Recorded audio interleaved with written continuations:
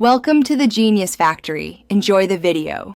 In this video, I will explain how to file a reconsideration request. First, carefully review the denial letter to understand why your claim was not approved. This letter will outline the specific reasons and often provide instructions for the next steps.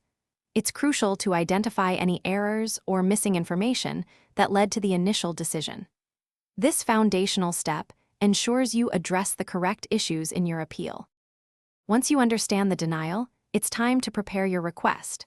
Fill out the official reconsideration form completely, ensuring all sections are addressed. Clearly articulate why you believe the initial decision was incorrect, referencing specific points from the denial letter.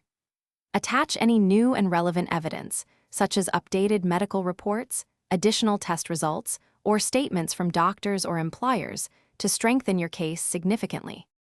After compiling all your documents, submit your reconsideration request promptly. Pay close attention to the submission deadline, which is typically 60 days from the date you received the denial letter. Missing this deadline could result in your request being denied.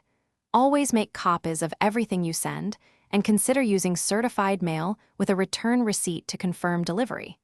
This provides valuable proof of submission. After submitting your reconsideration request, there will be a waiting period while your case is reviewed. This process can take several weeks or even months, so patience is key. Be prepared to respond quickly if the agency requests further information or clarification. They might schedule an interview or ask for more specific documents.